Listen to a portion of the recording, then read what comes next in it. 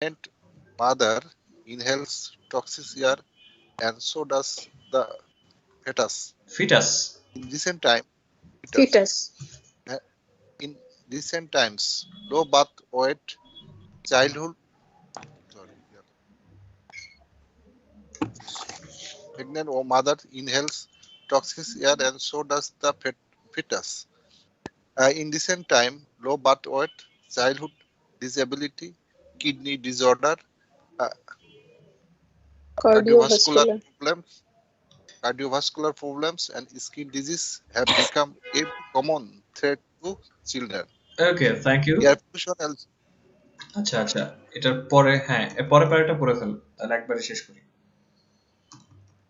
air pollution also impact the cognitive development of children. High Ingestion. ingestion Yes. of particulate matter causes silicosis in children. Silicosis in a several lungs disease Severe caused lung by disease. severe Severe.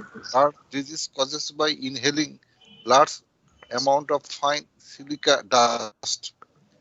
Excess consumption and injection of chemical substances, irrespective of organic and inorganic, is injurious to health.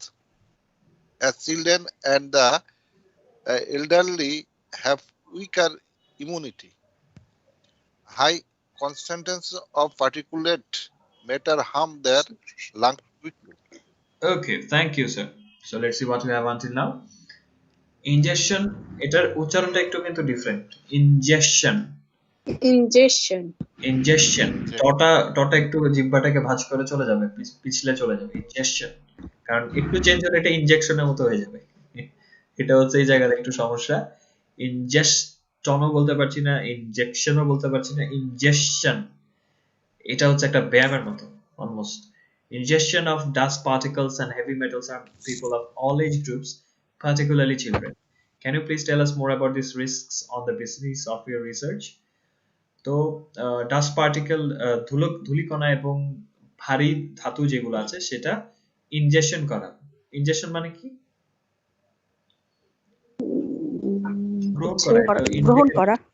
গ্রহণ করা। সবগুলো meaning এক। Intact করা। Yes. গ্রহণ করাটা হচ্ছে সমস্ত age group, সব ধরনের সব বয়সী মানুষদেরই ক্ষতি করে, পার্টিকুলারলি চিলড্রেন, বিশেষত বাচ্চাদের। আপনি কি আপনার রিসার্চের উপর ভিত্তি করে এই রিস্ক গুলো ব্যাপারে আরেকটু বলতে পারবেন? আব্দুল সালাম বলেছেন, প্রফেসর আব্দুল সালাম বলেছেন, I am not a physician, আমি একজন ফিজিশিয়ান নই। এখন ফিজিশিয়ান মানে কি বলেন? চিকিৎসক মানে চিকিৎসক। পদার্থবিদ না কেন, এটা হচ্ছে আমারও প্যাচে যে ফিজিক্সের সাথে ফিজিশিয়ানের তো মিল থাকার কথা, কিন্তু ফিজিক্সের যিনি মানে পদার্থবিদ তার ইংরেজিটা হচ্ছে ফিজিসিস্ট, আর এটা হচ্ছে ফিজিশিয়ান, কারণ উনি ফিজিওলজি পড়েন, শরীর তত্ত্ব পড়াশোনা করেছেন। ফিজিশিয়ান হচ্ছেন চিকিৎসক, ফিজিসিস্ট হচ্ছে পদার্থবিদ। I hope that the confusion will be clear. PG হাসপাতালে গেলে দেখবেন ফিজিওলজি ডিপার্টমেন্টই আছে, মানে ফিজিওলজি আলাদা ডিপার্টমেন্টই আছে, ওদেরকে শরীরতত্ত্ববিদ বলা হয়, ফিজিওলজিস্ট। আমরা তো ওনাদের উপাধি বলে ফিজিওলজিস্ট ওগুলো আলাদা, ফিজিশিয়ান মানে অ্যাজ এ হোল, যেটা ডাক্তার বলে, ডাক্তারদের আমরা ফিজিশিয়ান, ডাক্তাররা ফিজিশিয়ান বলা হয়, ডাক্তারদের ফিজিওলজিস্ট আলাদা জিনিস। আমরা ফিজিওলজিস্ট কিন্তু ফিজিওলজিস্ট স্পেশালিস্ট ফিজিওলজি নিয়ে পড়ায় যারা, তাদেরকে বলা হয়। হ্যাঁ, বিষয়টা হচ্ছে কি আমরা ডাক্তারদের ডক্টর বলে ডেকে অভ্যস্ত, কিন্তু জেনারেলি তারা হচ্ছেন ফিজিশিয়ান। ওই যে লাইসেন্স নিতে গেলে তো এদেরকে বলা হয় জেনারেল ফিজিশিয়ান থাকে, ওগুলো as a whole physician, general হতে পারে, স্পেশাল হতে পারে, স্পেসিফিক হতে পারে, কিন্তু সমস্যা ফিজিশিয়ান মানে হ্যাঁ মানে যারা মেডিকেল ইসের সাথে জড়িত তাদেরকে আমরা ফিজিশিয়ান বলতেছি, মেডিকেল চিকিৎসা। হ্যাঁ, চিকিৎসা। আপনি বলছেন যে আমি চিকিৎসক নই। My research experience suggests that children and senior citizens are the most vulnerable population demographic because of the growing air pollution. রিসার্চারদের বক্তব্য নিলে এক সমস্যা, উনি সহজে বলতে পারতো যে তারা সবচেয়ে ভালনারেবল পিপল, উনি বলেছেন পপুলেশন ডেমোগ্রাফি। কথা কিন্তু একই। উনি বলেছেন যে আমার রিসার্চের যে অভিজ্ঞতা আছে সেটা সাজেস্ট করছে যে বাচ্চারা এবং হচ্ছে সিনিয়র সিটিজেন, বয়স্করা সবচেয়ে ভালনারেবল। ভালনারেবল মানে কি? দুর্বল মানে দুর্বল দুর্বল বা ঝুঁকির মুখে আছে, যেটা ঝুঁকির মুখে, হ্যাঁ হ্যাঁ ঝুঁকির মুখে আছে, এবং তাদেরকে বলা হচ্ছে একটা পপুলেশন ডেমোগ্রাফি। তারা হচ্ছে ওই জনসংখ্যার অন্তর্ভুক্ত, জনসংখ্যার ওই অংশটা, কারণ বাড়তে থাকে এয়ার পলিউশনের জন্য।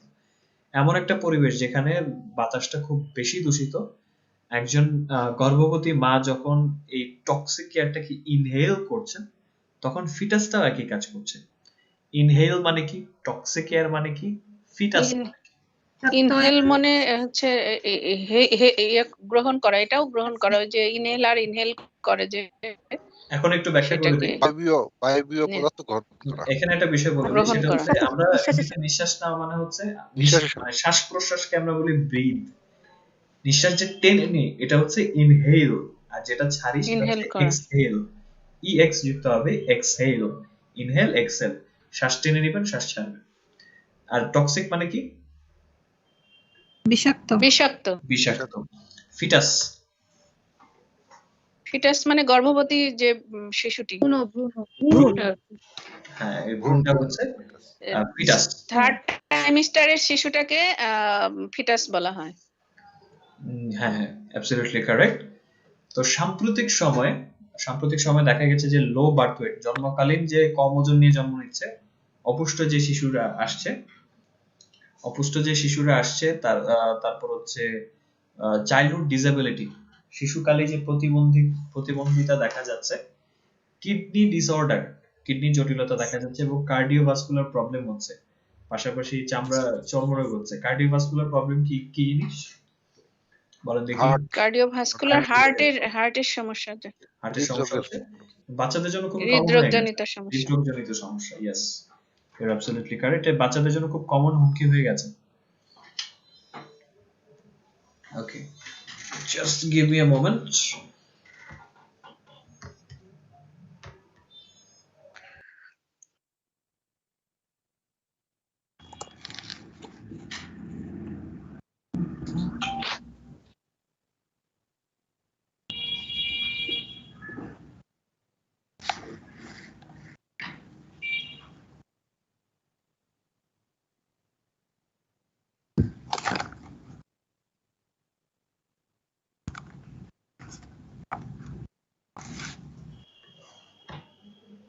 ওকে, thank you for your patience. তো আমরা যেটা পেয়েছিলাম, কোথায় গেল? সেগুলো খুব কমন থ্রেট হয়ে গেছে। Air pollution also impacts the cognitive development of children. এখন এখানে ইন্টারেস্টিং শব্দ আছে, কগনিটিভ ডেভেলপমেন্ট। কি জিনিস?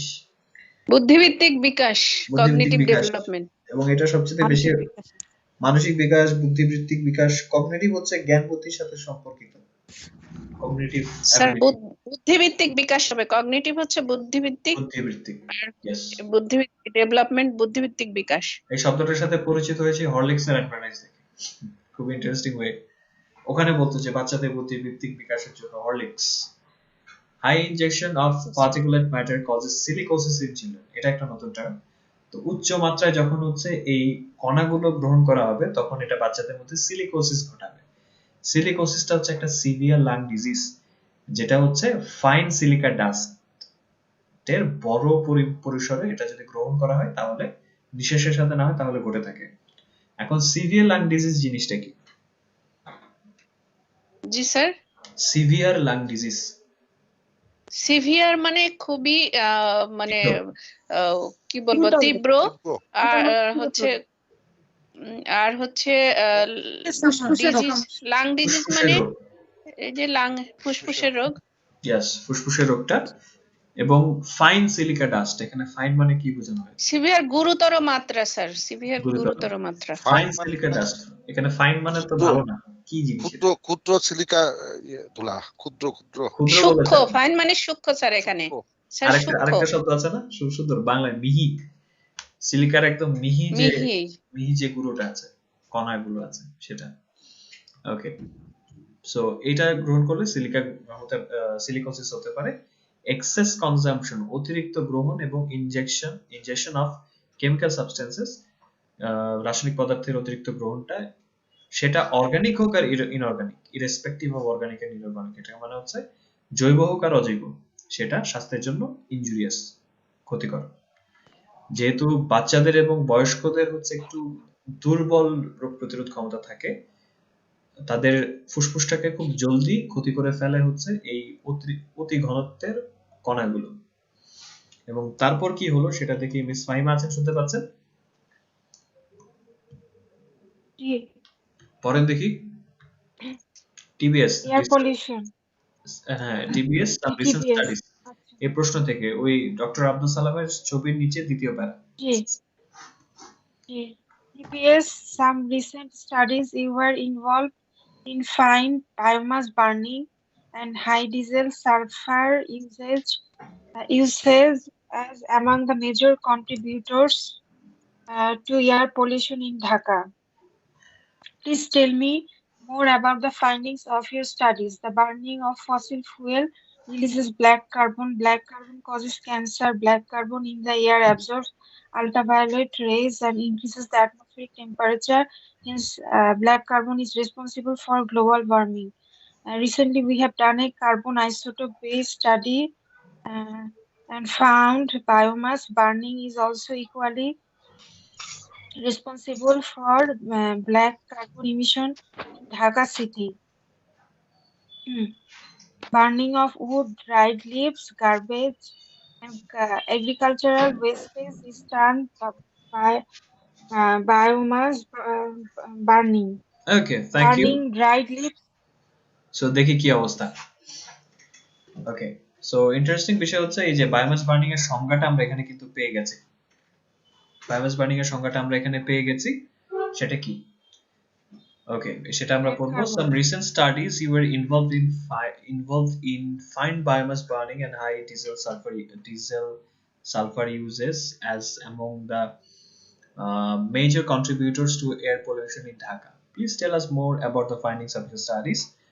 তো সাম্প্রতিক কিছু গবেষণায় আপনি জড়িত ছিলেন বায়োমাস বার্নিং এবং অতিরিক্ত ডিজেল সালফার ব্যবহারটাকে, যেটা সেটা নিয়ে গবেষণা করছিলেন, যেটা ঢাকায় বায়ু দূষণের মেজর বা প্রধান অংশীদারগুলোর মধ্যে একটা। আপনার যে গবেষণার যে ফাইন্ডিং আছে সেটা নিয়ে আরেকটু বলবেন কি? এটা হচ্ছে প্রশ্ন ছিল। ফাইন্ডিংস মানে কি এখানে? স্টাডি মানে যেহেতু পড়ালেখা না, ফাইন্ডিংস মানে আলাদা জিনিস কি? মানে ফাইন্ডিংস মানে আমরা যেমন বলি না যে এই কাজ ওর কাজের প্রতি আমার এই ফাইন্ডিংস গুলো ছিল, মানে এগুলো আমি ফলাফল ছিল, ফাইন্ডিংস। ইয়েস, ফাইন্ডিংস ছিল ফলাফল। বাংলা বলা অনেক কঠিন। হ্যাঁ, বাংলাটাই কঠিন, ফাইন্ডিংসটা বুঝি সহজে, অথচ প্র্যাকটিক্যাল খাতায় লেখা লাগতো। Abdul Salam বলেছে the burning of fossil fuel releases black carbon. Black carbon causes cancer. Moreover, black carbon in the air absorbs ultraviolet rays and increases the atmospheric temperature. Hence, black carbon is responsible for global warming. তো fossil fuel, জীবাশ্ম জ্বালানির পোড়ানোর পরে কালো যে কার্বনটা আছে সেটা নির্গত হয়। কালো কার্বন ক্যান্সার ঘটায়, তার উপরে কালো কার্বনটা হচ্ছে অতিবেগুনি রশ্মিটাকে শোষণ করে নেয়, শোষণ করা, এবং বায়ুমণ্ডলের তাপমাত্রাটা বাড়িয়ে দেয়।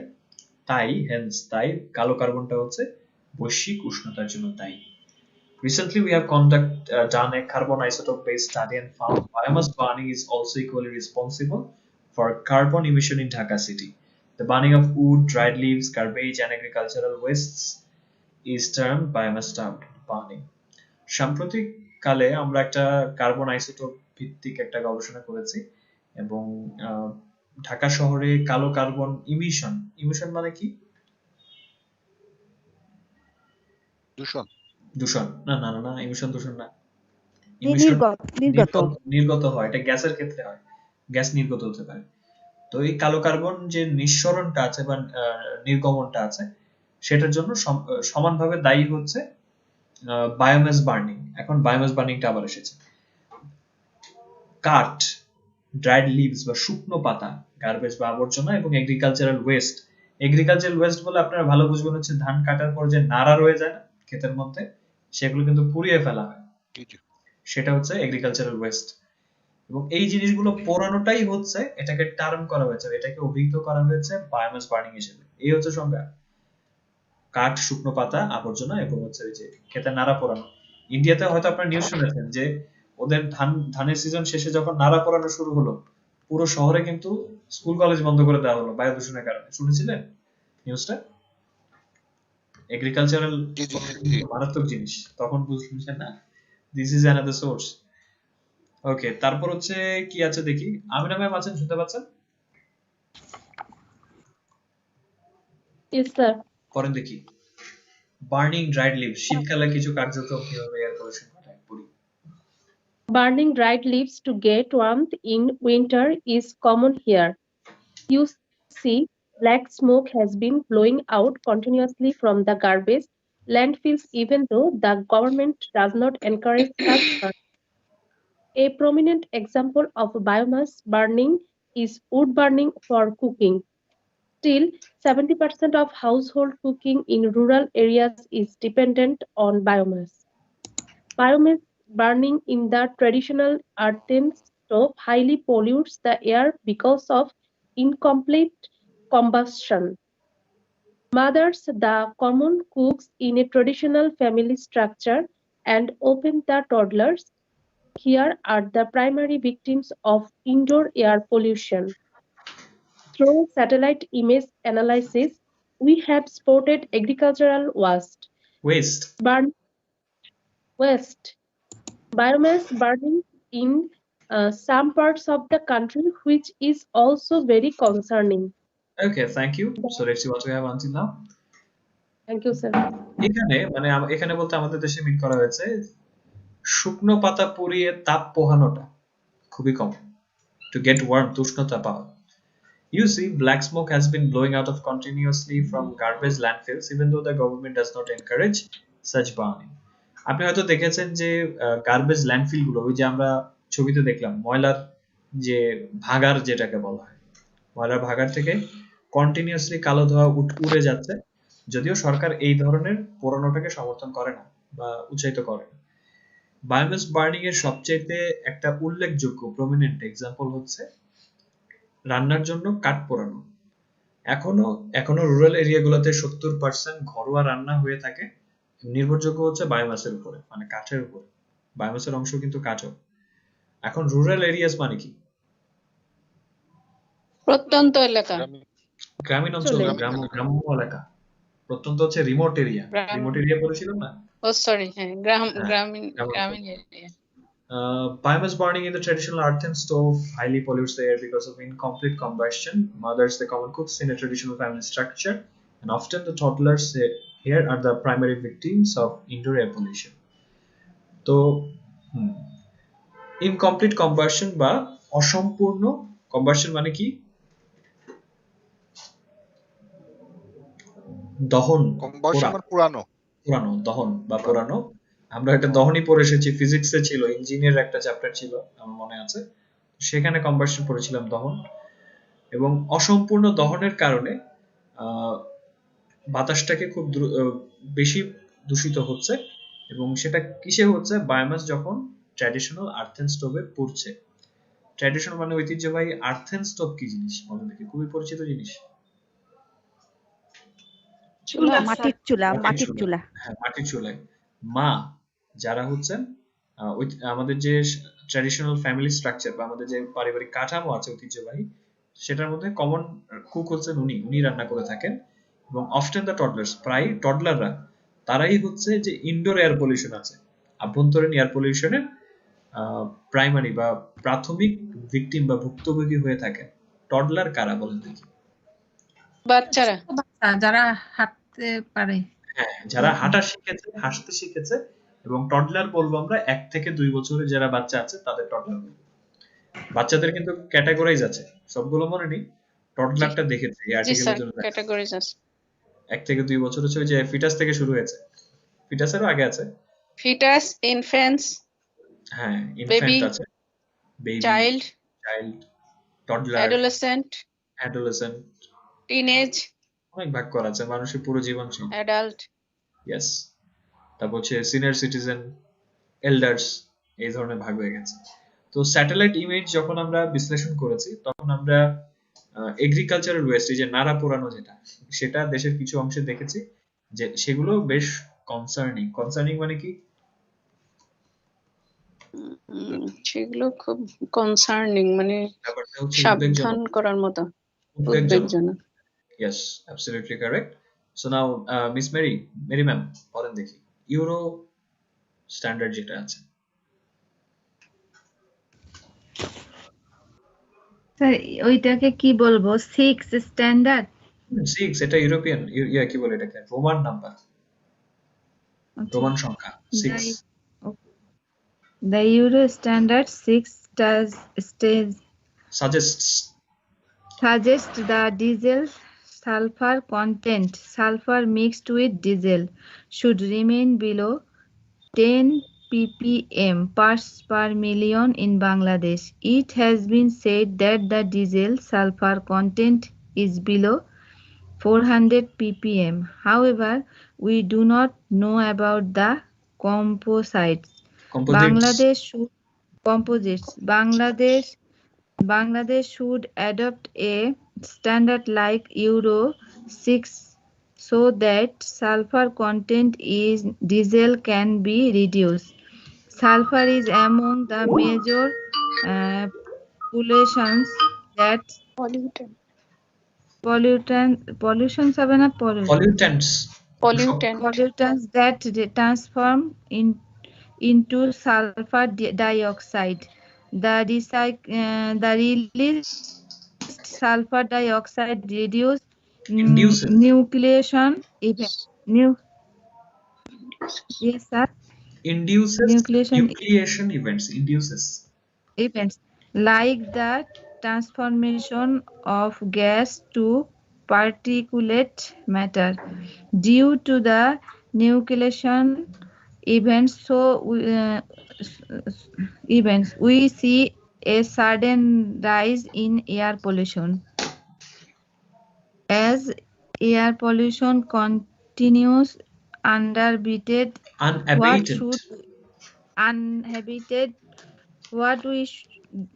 what should we do? First of all, a mass awareness about this issue, converging public, private, and individual entities is a must. All of us have to admit that we are dwelling within highly polluted air, and we must control the emission or contamination of pollutants. Every individual should act responsibly. If an air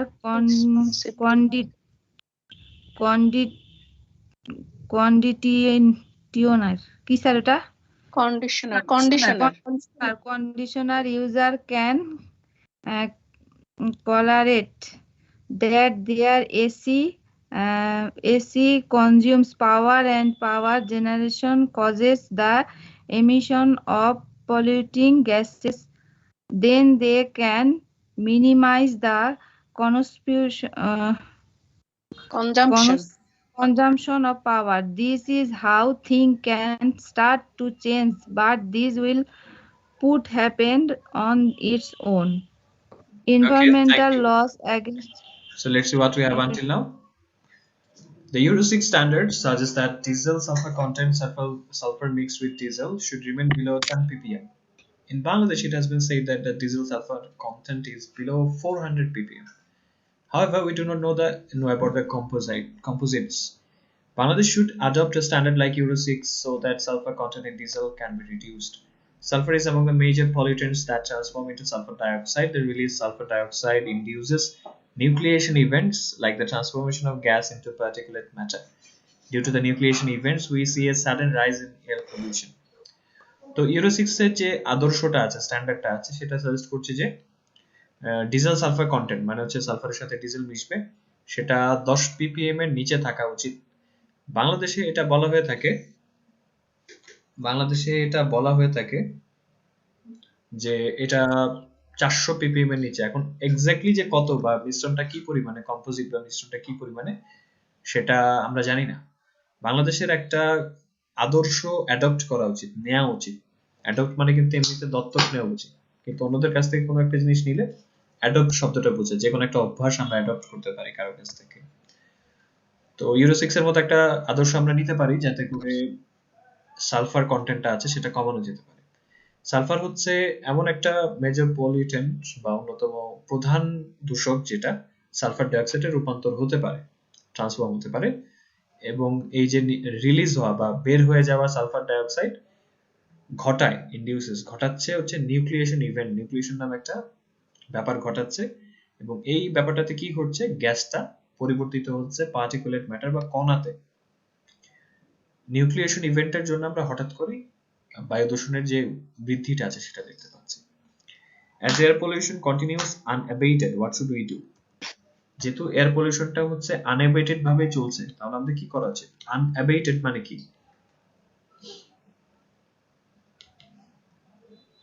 অক্ষুণ্ণ বা অপ্রতিরোধ্য, যেটাকে থামানো যাচ্ছে না, কমছে না, চলেই যাচ্ছে, সেটা হচ্ছে আনএবেটেড।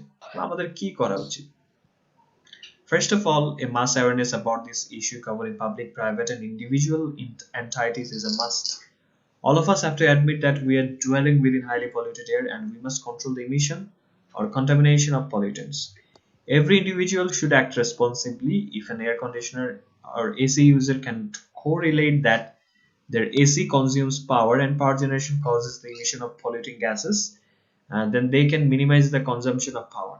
This is how things can start to change, but this will not happen on its own. তো প্রথম দিকে এই ব্যাপারটাকে ঘিরে একটা ম্যাস অ্যাওয়ারনেস বা গণ সচেতনতা চালানো উচিত, যেটা কভার করবে জনগণ, ব্যক্তি এবং হচ্ছে ব্যক্তিগত এবং হচ্ছে ইন্ডিভিজুয়াল এন্টাইটিস এবং ব্যক্তি সত্তা ঘিরে, এটা অবশ্যই দরকার। এন্টাইটি হচ্ছে প্লুরাল ফর্মে আছে, এটা মানে হচ্ছে সত্তা। আমাদের সবাইকে এটা মানতে হবে, অ্যাডমিট করতে হবে যে আমরা ডুয়েলিং মানে কি? DWELL, বসবাসকারী। আমরা বসবাস করছি, we are dwelling within, আমরা বসবাস করছি খুবই উচ্চ মাত্রায় দূষিত বাতাসে, এবং আমাদের এই নির্গমন অথবা দূষণটা ঠেকাতে হবে। দূষকের প্রত্যেক ব্যক্তি হচ্ছে রেসপন্সিবলি কাজ করা উচিত, অ্যাক্ট করা উচিত, বা দায়িত্ববান ভাবে। যদি একজন এসি ব্যবহারকারী তিনি কোরিলেট, পারস্পরিক সম্পর্ক স্থাপন, মানে দুটো মিলাতে পারেন। ব্যাপারটা কি মিলাতে পারেন? যে তাদের এসিটা হচ্ছে পাওয়ার গ্রহণ করছে এবং পাওয়ার উৎপাদন করতে পলিউটিং গ্যাস নির্গমনের প্রয়োজন পড়ছে। তো সেই কারণে উনি হচ্ছে পাওয়ার গ্রহণটা কমিয়ে দিতে পারেন যাতে করে এই দূষণটা কম হয়। এই ব্যাপারটা যাতে উনি ধরতে পারেন, এবং এভাবে জিনিসগুলো পরিবর্তন হতে পারে, কিন্তু এটা নিজে নিজে হবে না। এখন তারপর কেন হবে না সেটা একটু আমি পড়ে দিই। Environmental laws against pollution should be implemented strictly. Even if a government project or a government vehicle pollutes the air or the environment, relevant rules must be imposed. Systematic monitoring of the quality of the transport fuel and motorized vehicles is a must. তো পরিবেশের যে আইনগুলো আছে, পরিবেশগত যে আইনগুলো আছে দূষণের বিরুদ্ধে, সেগুলোকে স্ট্রিক্টলি ইমপ্লিমেন্ট করতে হবে। স্ট্রিক্টলি, কঠোরভাবে ইমপ্লিমেন্ট মানে কি? পাস্ট টেন্স আছে, প্রয়োগ করতে হবে, প্রয়োগ করা হবে, হ্যাঁ, বাস্তবায়ন করতে হবে বা প্রয়োগ করতে হবে। এমনকি যদি কোনো সরকারি প্রজেক্ট কিংবা সরকারি গাড়ি যদি পরিবেশটাকে দূষণ করে বা বাতাস দূষণ করে, সেক্ষেত্রে রিলেভেন্ট রুলস মানে রিলেভেন্ট, সংগতিপূর্ণ, প্রাসঙ্গিক যে আইন আছে, পরিবেশ দূষণের যে আইনটা আছে ওটার সাথে মিলে সেটাকে ইম্পোজ করতে হবে। ইম্পোজ মানে কি? পাস্ট টেন্সে আছে এখানে, আরোপ করতে হবে। এবং পরিবহনের যে কি বলে এটাকে, জ্বালানি এবং জ্বালানির যে কোয়ালিটিটা আছে সেটাকে মনিটর করতে হবে। মনিটর মানে কি? তদারকি করা হবে বা নজরদারিতে রাখতে হবে সিস্টেমেটিক ভাবে, এবং এটা অবশ্যই জরুরি। Coordination among the regulatory bodies is also a prerequisite. Infrastructural development projects need to be completed within the project tenure. Important line. তো regulatory bodies মানে কি? নিয়ন্ত্রণকারী যে কর্তৃপক্ষ, বডি মানে তো আমরা কর্তৃপক্ষ পেয়েছিলাম। নিয়ন্ত্রণকারী যে কর্তৃপক্ষ আছে তাদের মধ্যে যে সমন্বয়টা, কোঅর্ডিনেশনটা, সেটা হচ্ছে প্রি রিকুইজিট মানে কি? রিকুইজিং হচ্ছে প্রি-রিকুইজিট হচ্ছে পূর্ব শর্ত, অর্ডার দিয়ে পূর্ব শর্ত মানে আগে এটা করতে হবে, পূর্ব শর্ত দিয়ে দেয়, পূর্বে আগেই পূরণ করতে হবে। এবং অবকাঠামোগত অবকাঠামোগত উন্নয়নের যে প্রজেক্ট গুলো আছে সেটাকে প্রজেক্ট টেনিউরের মধ্যেই খতম করতে হবে, শেষ করতে হবে। টেনিউর মানে কি? প্রত্যেকটা প্রজেক্টে একটা টেনিউর থাকে। টেনিউর কি জিনিস? সবকিছুর একটা টেনিউর থাকে, একটা প্রোডাক্টেরও সময়কাল, মেয়াদ। সময়, মেয়াদ শব্দটা ভালো ছিল। প্রজেক্টের মেয়াদের মধ্যে শেষ করতে হবে। Extension of the tenure creates the scope of more pollution. Scope মানে কি? স্কোপ মানে সুযোগ। হ্যাঁ, এবং আরো সুযোগ তৈরি করে দেয়। যখন আমরা মেয়াদটা বৃদ্ধি করছি তখন সেটা আরো দূষণের সুযোগ করে দেয়। Naturally wetlands absorb pollutants and keep the air fresh. প্রাকৃতিক ভাবেই হচ্ছে ওয়েটল্যান্ড কি জিনিস? ভিজা জমি, জলাভূমি। ইয়েস, জলাভূমিটা হচ্ছে যে দূষককারী পদার্থগুলো আছে সেগুলোকে শোষণ করে নেয় এবং বাতাসটাকে পরিষ্কার রাখে। কিন্তু আমরা হচ্ছে অপরিকল্পিতভাবে এই জলাভূমিগুলোকে ধ্বংস করেই যাচ্ছি। সরকারের উচিত এই জলাভূমিগুলোকে পুনরায় সংস্কার করা। একজন শিক্ষক হিসেবে আমি এটা সাজেস্ট করব যে স্কুলের বাচ্চাদের পরিবেশ দূষণ এবং এর কনসিকুয়েন্স সম্পর্কে শেখানো উচিত। কনসিকুয়েন্সেস মানে কি? প্লুরাল ফর্মে আছে। কনসিকুয়েন্স মানে কি? বলে না যে তোমাকে এর কনসিকুয়েন্স ভোগ করতে হবে। পরিণতি শব্দটা ভালো। পরিণতি ভোগ করতে হবে, ইয়েস। এটা সম্পর্কে জানাতে হবে। ইউনাইটেড স্টেটস, জাপান এবং অন্যান্য যে উন্নত দেশগুলো আছে, এটা একটা সময় এয়ার পলিউশন দ্বারা হাইলি অ্যাফ্লিক্টেড ছিল। অ্যাফ্লিক্টেড মানে কি? অ্যাফ্লিক্টেড সিনোনিম হচ্ছে এফেক্টেড ছিল এরকম না। অ্যাফ্লিক্টেড হচ্ছে অপ্রেসড আছে, তারপর হচ্ছে ডিস্ট্রেসড আছে, পীড়িত ছিল। বলে না যে তারা দুর্দশাগ্রস্ত ছিল এই বায়ু দূষণের দ্বারা। কিন্তু এই দেশগুলো সফল হয়েছে এই হ্যাজার্ডাস বা বিপজ্জনক দূষক গুলোকে নিয়ন্ত্রণ করার ব্যাপারে। সো এই ছিল আর্টিকেল। মোটামুটি যথেষ্ট কঠিন শব্দ আমরা পেয়েছি এবং দেখেছি যেটা যেখানে বসার কথা সেটার অর্থ কিন্তু সেখানে যাচ্ছে না, একটু ডিফারেন্ট জায়গা বুঝে চেঞ্জ হচ্ছে। এই হচ্ছে ব্যাপার। সো নেক্সট দিন আমরা কি টপিক রাখতে পারি বলেন? Do you have any suggestion? কি রাখা যেতে পারে? স্যার ওই যে লাস্ট লাইনটা স্যার, যে স্কুলের বাচ্চাদের এয়ার পলিউশন এবং তার পরিণতি সম্পর্কে সচেতন, এটা দেওয়া যায় না স্যার? অবশ্যই দেওয়া যায়। যে কেন, এটা দিতে পারি যে কেন বাচ্চাদেরকে এনভায়রনমেন্ট পলিউশন এবং এর কনসিকুয়েন্সেস শেখাতে হবে। আর কার কোনো সাজেশন আছে?